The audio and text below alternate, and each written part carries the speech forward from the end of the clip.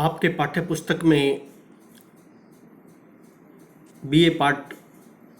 First second paper के अंतर्गत जो उपन्यास एक ज़मीन अपनी लगा हुआ है, उस उपन्यास में दो बहुत महत्वपूर्ण स्त्री पात्र हैं, एक अंकिता और दूसरी नीता। दोनों की चारित्रिक विशेषताएं निश्चित रूप से आपके परीक्षा प्रश्न के दृष्टिकोण से बहुत ही महत्वपूर्ण एक प्रश्न बन करके आएगा। अंकिता की जो चारित्रिक विशेषताएं हैं, आज हम क्रमशः उसको लेंगे, क्योंकि इन दोनों की चारित्रिक विशेषताओं पर ही सारा उपन्यास निर्भर करता है। सबसे पहले तो हम इस तथ्य को समझ लें कि इस उपन्यास में अंकिता और नीता की जो चारित्रिक विशेषताएं हैं, वास्तव में चित्रा मुद्गल ने उन दोनों को तुलनात्मक रूप में हमारे सामने एक प्रकार से जैसे प्रस्तुत किया है। एक तरफ एक स्वाभिमानी स्वतंत्र व्यक्तित्व और भारतीय संस्कृति के अनुरूप एक स्त्री जो जीवन जीती है, सामान्यतः नारी, उसके अनुरूप अपना जीवन जीने वाली और उस मानसिकता में रहकर हमेशा पुरुषों के साथ किस तरीके से व्यवहार करना चाहिए या पुरुष का व्यवहार किस तरीके से हो सकता है, उसकी मानसिकता को समझकर मर्यादा, अनुशासन और गरिमा में रहकर अपने जीवन को आगे बढ़ाना, ये अंकिता के चरित्र की एक ताना बाना हमारे सामने लेखिका ने प्रस्तुत किया है। यदि हम शुरू से देखें इस उपन्यास में, तो अंकिता एक चिंता में डूबी हुई एक जो स्त्री है, उस रूप में हमें वह दिखाई देती है। उसके चिंता के कई कारण हैं। उसमें उसका गृह परिवार, उसके पति का व्यवहार, उसका खुद का जो जीवन है, जो दाम्पत्य जीवन, वो उन मूल रूप से दो बड़े कारण हैं जो उसकी चिंता के मान सकते हैं हम। और शुरुआत में ही यह बता दिया गया है कि किस तरीके से वह अपनी माता की बीमारी और उसके बीच जो मंझला भाई है उसके व्यवहार से वह हमेशा चिंतित रहती है। तो अपने एक तरफ अपने जो मायके का परिवार है उसकी जो स्थिति है उसके कारण से वह चिंतित है, तो दूसरी तरफ जो उसका पति सुधांशु है जो अत्यंत निरंकुश है और उस निरंकुश व्यवहार के कारण से वह बहुत परेशान है और उस निरंकुश व्यवहार को वह सहन नहीं करती, एक स्वाभिमानी स्त्री है वो। यह तथ्य हमारे सामने इस उपन्यास में आया है। सबसे पहले तो यह स्पष्ट कर दूं कि उपन्यास के प्रारंभ में उसको एक फ्रीलांसर के रूप में हमारे सामने लेखिका ने प्रस्तुत किया है। उपन्यास एक ज़मीन अपनी के अंतर्गत शुरुआत में उसका जो मेहता के साथ अंकिता की जो बातचीत है, वह पूरी बातचीत में हमारे सामने स्पष्ट हो जाती है कि वह एक फ्रीलांसर के रूप में जो वह कार्य कर रही है, वह अपने मिस्टर मेहता जो उसके साथ कार्य करने वाले हैं, उसकी जो टिप्पणियां हैं उसको देख कर के वह कई बार सोच में पड़ जाती है। उपन्यास के अंतर्गत शुरुआत में ही, उसके प्रारंभ में ही पति के साथ उसका जो व्यवहार है वह तो हमेशा एक स्वाभिमानी स्त्री की तरह जीती है उसके साथ। लेकिन सुधांशु जब यह कहता है कि तुम्हारे जो बच्चा है वह भी गुजर गया, तो वह ठीक रहा और उसको कई तरह की गालियां भी निकालता है, उसको कमीनी आदि नहीं जाने क्या कहता है। तो उस स्थिति में वह स्वाभिमान से उसका मन इतना आहत हो जाता है कि वह सुधांशु की बातों को सुनकर के कहती है कि क्रोध में आकर के उसने जो छोटे छोटे जबलों और लंगोटियों की निर्ममता से जो स्टोव के सुलगते बर्नर पर जो उसके कागज़ थे, जो पत्र, वो सब रख दिए। तो उस स्थिति में वह उसको साफ कहती है कि मेरे लिए भी उसका मरना मेरी ज़िंदगी से तुम्हारा निष्कासन है, वरना उसकी शक्ल में ज़िंदगी भर मुझे तुमको ढोना पड़ता, क्योंकि वो हमारा बच्चा नहीं था, तुम्हारी कामुकता का परिणाम था। मुझे तुमसे घृणा है। उपन्यास के जो प्रारंभ में यह विवेचन आया है, एक दाम्पत्य संबंधों में जो उसके एक टकराट हमारे सामने प्रस्तुत की गई है, वह पृष्ठ संख्या 19 के अंतर्गत उपन्यास का लेखिका ने स्पष्ट रूप से हमारे सामने प्रस्तुत किया है। जब उपन्यास का यह प्रसंग कि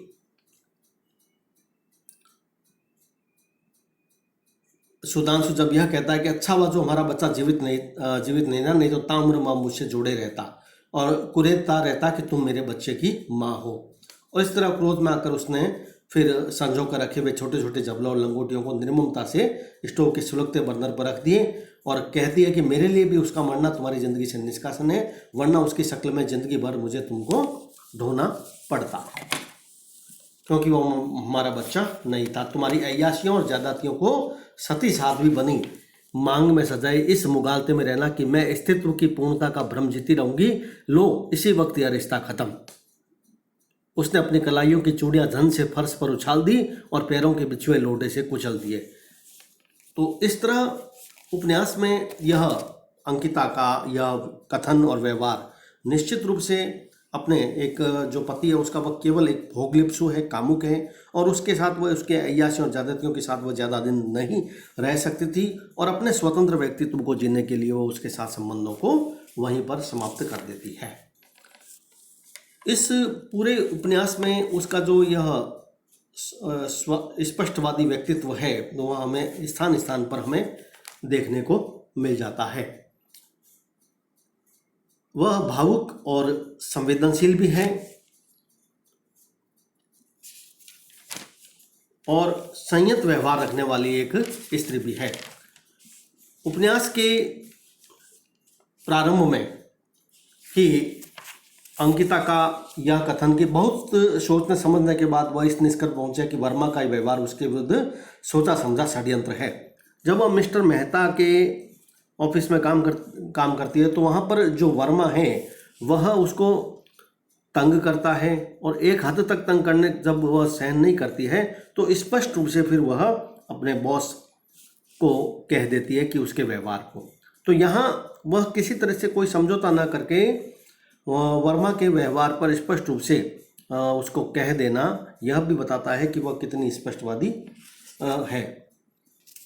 क्योंकि उसे लगता है कि वर्मा का यह व्यवहार, स्वयं अंकिता के शब्दों में कहें कि वर्मा का यह व्यवहार उसके विरुद्ध सोचा समझा षड्यंत्र है। वह शिष्ट सी दिखती छोकरी अगर इसी प्रकार तिरस्कृत और लौटती रही तो आहत कर अंततः एजेंसी नहीं फटकेगी और आराम से अपने मूल लोगों को काम बांटकर अनुग्रहित करता रहेगा। और कुछ ही दिनों में उसे भांपते देर नहीं लगी कि वर्मा की तमाम कमजोरियां हैं और जिनका ख्याल उसके अधिकांश मुंह लगे हर हफ्ते स्कॉच की बोतल और विदेशी कैसेट या महंगे इंटीमेंट में से रखते हैं। यह वर्मा की यह जो व्यवहार और उसकी जो व्यक्तित्व है उसके माध्यम से वह स्पष्ट रूप से फिर मैथ्यू के समक्ष सब कुछ बयान कर देती है एक हद तक सहन करने के पश्चात। इस उपन्यास में अंकिता का जो चरित्र है वह हमारे सामने एक स्पष्ट और स्वाभिमानी जो स्त्री है वह स्थान स्थान पर हमें इसका देखने को मिलता है। जब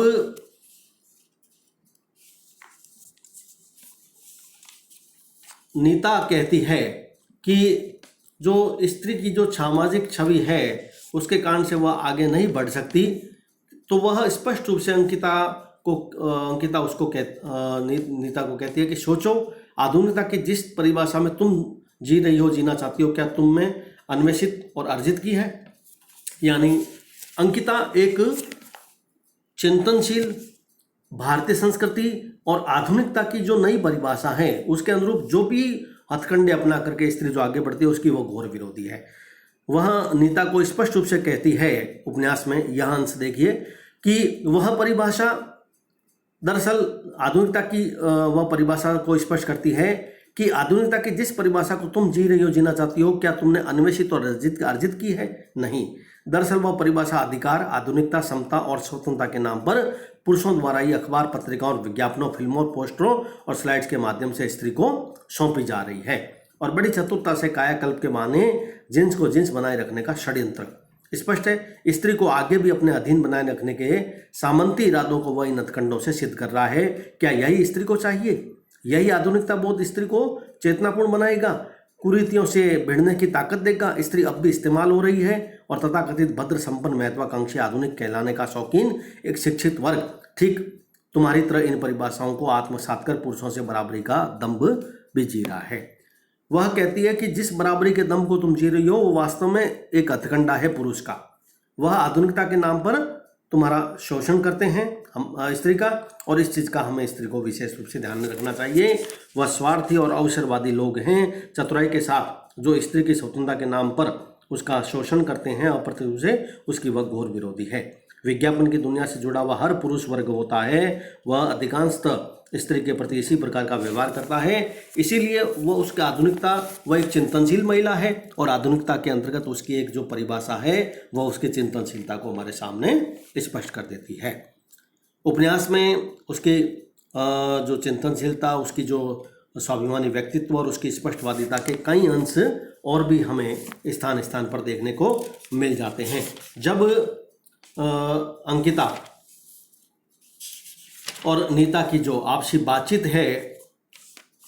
और अंकिता और हरिंद्र की जो आपसी बातचीत है, उसके माध्यम से यह तथ्य हमें स्पष्ट रूप से दिखाई देते हैं। एक स्थान पर अंकिता हरिंद्र की बहुत सी बातों से सहमत न हो व्यक्त करती हुई यह कहते कि स्वतंत्रता की दृष्टिकोण से वह उसकी बात से सहमत नहीं है। हम यदि अंकिता के शब्दों में ही कहें उपन्यास के इस अंश में कि यह बहुत स्वाभाविक है अंकु, जब वह कहता हरिंद्र, तो अंकिता यह स्पष्ट कहती है कि अपना फेमिनिस्ट होने का लबादा उतारने से पहले व्यवस्था और दोषों के मकर जाल को तोड़ने का प्रयास करना चाहिए।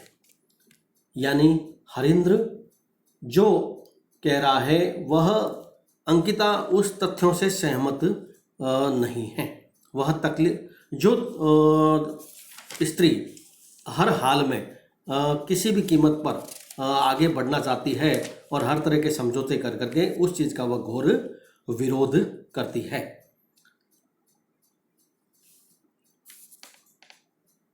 एक स्थान पर शुरुआत में ही उपन्यास के दूसरे परिच्छेद के अंतर्गत जब अंकिता और तिलक की जो बातचीत होती है, उसमें भी अंकिता स्पष्ट कहती है कि मैंने नियत पर ही शंका की है ना, आपके निजी संबंधों पर कोई छिंटाकाशी नहीं, कि अगर वाकई आप लोग नैतिक पतन से दुखी, विचलित और चिंतित हैं तो हिम्मत दिखाइए, मेरे मुंह पर तो आप उपवास उड़ा सकते हैं, पर जाइए बॉस का गिरेबान पकड़कर उसे धिक्कारिए कि सर आप जो कुछ कर रहे हैं वो अमानवीय, घोर अनैतिक है। यहाँ स्पष्ट रूप से वह कहती है कि जो मेरे निजी जीवन से संबंधित आप तरह तरह की जो छिंटाकाशी करते हो उस पर तो आप ऐसा लगता है जैसे आपका अधिकार है, लेकिन बॉस जो प्रत्यक्ष रूप से खुलेआम एक प्रकार से वह अमानवीय व्यवहार कर रहा है, स्त्री के प्रति उसका व्यवहार भी ठीक नहीं है, तो क्या आप उस जो सामाजिक मर्यादा उल्लंघन कर रहा है, क्या आप उसके ऑफिस में, उसके चैम्बर में जाकर के आप उसकी घोर अमानवीयता और अनैतिकता के लिए कुछ कह सकते हो? यह कैसे, मतलब आप दोगले चरित्र के व्यक्ति हो। तो अंकिता का जो चरित्र है वह निश्चित रूप से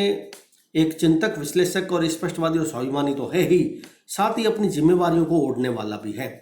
जहाँ भी वह कार्य करती है वह एक भारतीय संस्कृति के अनुरूप जो एक जीवन जीती है एक स्त्री, उसके अनुरूप रहकर ही वह अवसरवादी और स्वार्थी पुरुषों को ध्यान में रखते हुए आगे बढ़ना चाहती है। स्त्री की जो सामाजिक छवि है जो उसको दूषित करती है, उसकी आधुनिकता को लेकर के उस तरह के पुरुषों को वह कोसती है, पर उस स्त्री को भी वह कोसना चाहती है जिस जो दम्भ तो भरती है पुरुषों के समक्ष आधुनिक होने का, लेकिन किसी भी तरह के समझौते से वह मना नहीं करती है। और इसी कारण से वह जो अंकिता है वह नीता की विचारधारा की, उसकी आधुनिकता की, उसकी समता की, स्वतंत्रता की, उसकी जितनी भी विचारधारा है उसकी वह पूर्ण रूप से घोर विरोधी है। एक प्रकार से कहें कि अंकिता की जो धारणा है वह नीता की धारणा से पूरी तरीके से विरुद्ध है।